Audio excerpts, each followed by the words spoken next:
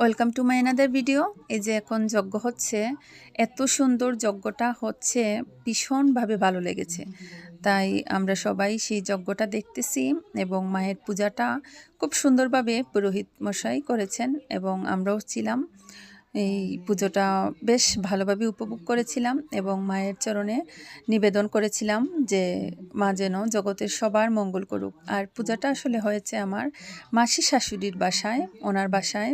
এই এই পুজোটা আসলে একটি মানসিক পুজোই, তো তাই আমরা সবাই চলে গিয়েছিলাম এবং আমরা সবাই উপবাস ছিলাম।